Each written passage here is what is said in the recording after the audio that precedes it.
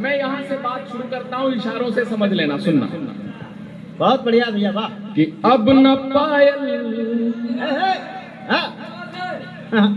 अब न पायल निहारो जो दी थी तुम्हें, वाह वाह।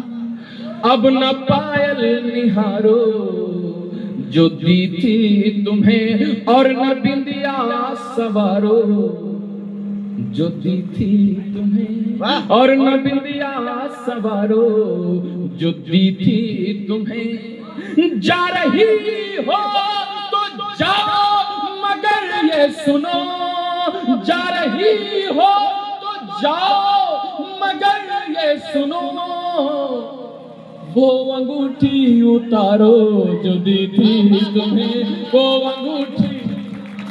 भाई हो गया, क्या कर होगा समाजी बजा रहे, गजब गजब।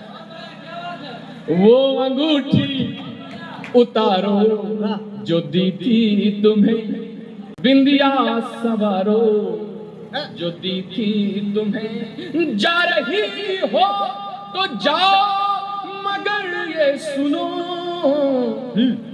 वो अंगूठी उतारो जो दी थी तुम्हें। और सुनना उसी लड़की के नाम कि पथ आया है गिट्टी गिट्टी आई है, सूरज कि पथ आया है गिट्टी गिट्टी आई है, एक नगर की महकी मिट्टी आई है, एक नगर की महकी मिट्टी आई है। जिसने मेरे पत्र जलाए थे पहले, मुझको उस लड़की की चिट्ठी आई है। एक बिल्कुल सच्ची घटना, और इनके कवि बनने की घटना आज मुझे याद आ रही है कि इंस्पेक्टर, और एक इतना बेहतरीन 2 स्टार इंस्पेक्टर थे, दरोगा थे, फिर ये इंस्पेक्टर हो गए। और ये कैसे कवि बन गए, मैं कभी कभी सोचता था। यूट्यूब पे इतना वायरल, फेसबुक पे वायरल, मंचों पे वायरल। बसपा की सरकार थी, और एक यहाँ विधायक आज इस दुनिया में नहीं है, श्रीनगर या पहला जो भी विधानसभा थी, उनकी एक अलग धमक थी। और आज भी एक बहुत बड़े नेता, पूर्व राज्यसभा सांसद, तब वो एमएलसी हुआ करते थे और मिनी मुख्यमंत्री हुआ करते थे। ये इतने कलाकार आदमी थे कि वो जो नीम गांव थाना था वो दोनों में लगता था। और चूंकि ये धर्मराज उपाध्याय थे, भी ब्राह्मण है, तो हमको बड़ा इनसे प्यार था। तो हमने कहा ये किसी दिन सस्पेंड होना बिल्कुल तय, या तो वही निपटा देंगे या तो वही निपटा देंगे।